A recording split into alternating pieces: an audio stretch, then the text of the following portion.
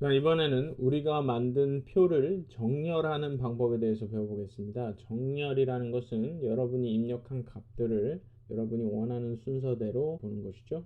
그럼 다음과 같이 행과 열로 구성된 표가 있습니다. A열, B열 있는데요. 자, 그러면 A열을 먼저 선택을 해보죠. 빠르게 정렬을 진행하는 방법은 다음과 같이 A열을 선택을 하고 마우스 우클릭을 하시거나 컨트롤 키를 누른 상태에서 클릭을 하시면 오름차순으로 정렬, 내림차순으로 정렬이라는 메뉴가 있습니다. 오름차순이라는 것은 밑에서부터 올라간다는 뜻입니다. 1, 2, 3, 4, 5, 6, 7, 8, 9, 10. 그리고 내림차순은 위에서부터 내려온다는 얘기죠. 19, 8, 7, 6, 5, 4, 3, 2, 1. 자, 그러면 오름차순으로 정렬을 하게 되면 어떻게 될까요? 변화가 없습니다. 이미 오름차순으로 정렬이 되어 있기 때문이죠. 자, 그럼 이 상태에서 다시 내림차순으로 정렬을 하게 되면 보시는 것처럼 J, I, H, G, F, E, D, C, B, A 이런 순으로 정렬이 되는 걸 볼 수가 있습니다. 자, 그러면 좀 더 이해가 쉽도록 옆에 있는 B열에서 해보죠. B열을 누르고 오름차순으로 정렬을 해보겠습니다. 그랬더니 작은 수부터 큰 수로 점점점 올라가는 걸 볼 수가 있고요. 내림차순으로 하면 큰 수부터 작은 수로 점점점 내려가는 걸 볼 수가 있습니다. 자, 그래서 여러분들이 오름차순, 내림차순 정렬에 대해서 기본적으로 이해를 하셨고요. 자, 그럼 보시면 1번 행 같은 경우는 왜 움직이지가 않을까요? 정렬을 주었는데도 그 이유인 즉슨 여러분들이 이 부분을 머릿말 행으로 고정을 해 놓았기 때문에 여러분이 정렬을 하더라도 머릿말 행은 영향을 받지를 않는 것입니다. 그렇기 때문에 여러분이 머릿말 행 고정 기능을 적절하게 사용하시는 게 아주 중요하겠죠? 자, 그러면 좀 더 자세히 정렬을 하는 것에 대해서 배워보도록 하겠습니다. 여러분들이 A열을 누르고 다음과 같이 클릭했을 때 정렬 및 필터 옵션이라는 게 있었습니다. 정렬 및 필터 옵션은 여기 보시면 제일 우측에 있는 정렬 및 필터 옵션과 동일한 기능인데요. 자, 정렬 및 필터 옵션을 누른 상태에서 지금부터 진행을 한번 해보도록 하죠.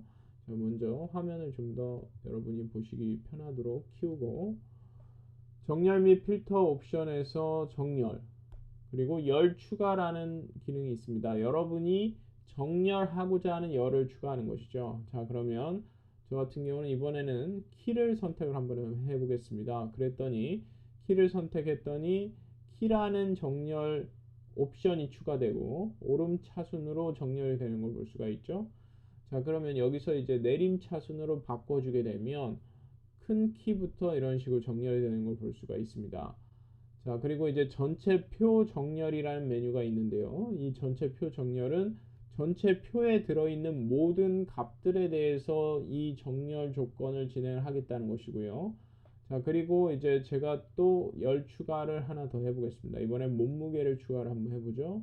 자, 그리고 몸무게는 내림차순으로 제가 적용을 하게 되면 첫 번째로 먼저 키를 통해서 정렬을 하고 그리고 몸무게는 큰 몸무게부터 작은 몸무게 순으로 내림차순으로 정렬을 하겠다라는 얘기입니다. 자, 그래서 키 순서대로 이렇게 정렬을 했더니 다음과 같이 이렇게 되어 있는데 보시는 것처럼 171cm로 동일한 사용자가 있네요. 그러면 이 사용자에 대해서는 몸무게를 내림차순으로 정렬을 하겠다는 것이죠. 그래서 보시는 것처럼 77, 69 그리고 나머지는 다음과 같이 이런 식으로 정렬이 되는 걸 볼 수가 있습니다. 이번에는 선택한 행을 정렬하는 방법에 대해서 배울 것인데요. 예를 들어서 제가 다음과 같이 값들이 주어져 있을 때 선택한 행을 정렬을 한번 해보도록 하겠습니다. 5번부터 8번까지 이렇게 선택을 하고 참가비를 정렬을 해주고 싶습니다. 참가비를 기준으로. 자, 그러면 선택한 행 정렬을 선택을 하시고요. 그리고 나서 열을 추가하시면 되겠죠. 참가비로. 그리고 나서 오름차순으로 내림차순으로 이렇게 바꿔주면 참가비가 많은 사람부터 적은 사람 순으로 다음과 같이 정렬되는 걸 볼 수가 있습니다. 그래서 여러분들이 선택한 행 정렬은 원하는 행만 선택해서 열을 기준으로 정렬을 하는 것이겠죠. 자, 그리고 여기서 이제 또 하나 추가를 해볼까요? 선택한 행에 일일 대사량이 큰 사람을 정렬을 해보겠습니다. 일일 대사량을 기준으로 정렬을 했더니 오름차순으로 정렬을 했기 때문에 작은 숫자에서 큰 숫자로 이렇게 올라가야 되는데, 보시면 실제로 우리가 의도한 바와는 다른 것을 알 수가 있죠. 왜 그렇겠습니까? 그 이유인 즉슨 보시는 것처럼 참가비가 지금 내림차순, 큰 값에서 작은 값으로 내림차순으로 되어 있죠.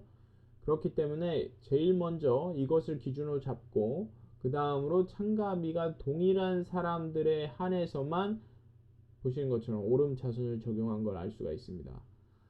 자, 그러면 이 상태에서 내림차순을 적용을 한번 해볼까요? 그러면 보시는 것처럼 이 부분만 내림차순으로 바뀌는 걸 볼 수가 있죠.